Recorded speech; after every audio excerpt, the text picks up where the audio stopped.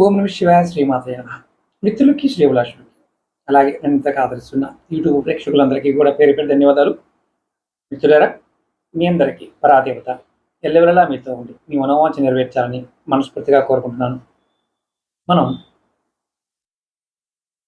ఎటువంటి నైవేద్యాలు పెట్టడం వల్ల, ప్రసాదాలు పెట్టడం వల్ల, ఆకులు పెట్టడం వల్ల, పువ్వులు పెట్టడం వల్ల దేవుడికి ఎటువంటి ప్రయోజనము, ఫలితం కలుగుతుందో వీడియోలో తెలుసుకుంటాం. ముందుగా మనం తీర్థం గురించి తెలుసుకున్నాం. ఈరోజు మనం పత్రాల గురించి తెలుసుకుందాం. నేను ఇది షార్ట్ వీడియోలో చెప్తాను. మీకు ఒక్కొక్క వీడియో, ఎందుకంటే లెంత్ వీడియో చేసినప్పుడు చాలామంది చూడలేదు. అంటే 3 నిమిషాల కంటే ఎక్కువ చేయకుండా 3 నిమిషాల్లో కంప్లీట్ చేయడానికి ట్రై చేస్తాను. అలాగే మీకు ఈ వీడియో నచ్చినట్లయితే లైక్ చేయండి. ఈ సబ్జెక్ట్ మీద మీకు ఇంట్రెస్ట్ ఉంటే ఖచ్చితంగా ఓం నమః శివాయ అని కామెంట్ చేయండి. కొత్త వీడియో చేయడానికి నేను ప్రయత్నం చేస్తాను. అలాగే మీకు ఎవరికైనా జాతక పరిశీలన చేయించుకోవాలనుకున్నా, మీకు జాతక సమస్యలున్నా, మంత్ర ప్రయోగాలు జరిగే అనుమానం ఉన్నా, వివాహం గురించి ఇలాంటి ఏదైనా సరే మీకు తెలుసుకోవాలనుకుంటే వీడియో డిస్క్రిప్షన్లో నెంబర్ ఇచ్చాను. ఆ నెంబర్కి కాంటాక్ట్ చేసి అపాయింట్మెంట్ తీసుకోండి.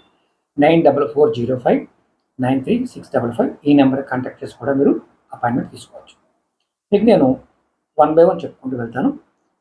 తర్వాత మీకు 3 నిమిషాలు షార్ట్ వీడియోలో కంప్లీట్ చేస్తాను. మొట్టమొదటిగా తులసి పత్రాలు. ఎవరైతే ప్రతిరోజు విష్ణుమూర్తికి, లక్ష్మీదేవికి తులసి ఆకులతో పూజ చేస్తారో వారి మీద దైవ అనుగ్రహం పరిపూర్ణంగా ఉంటుంది.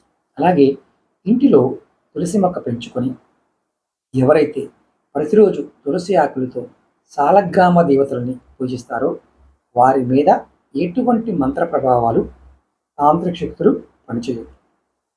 మూడవది, దేవునిగా అంటే మనం ఎక్కడైనా సరే తులసి ఆకుల్ని ప్రసాదంగా తీసుకోవడం వల్ల, ఆకులు తినటం వల్ల మీరు మనసులో తలుచుకున్న పనులన్నీ అనుకున్నట్లుగా జరుగుతాయి.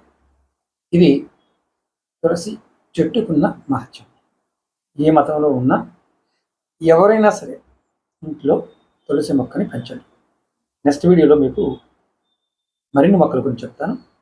మీకు ఈ వీడియో నచ్చినట్లయితే లైక్ చేయండి, ఛానల్ని సబ్స్క్రైబ్ చేసుకోండి, పక్కనే ఉన్న గంట సింబల్ని యాక్టివేట్ చేసుకోండి, 10 మంది మిత్రులకి షేర్ చేయండి. ఓం నమః శివాయ శ్రీమాతరే నమః.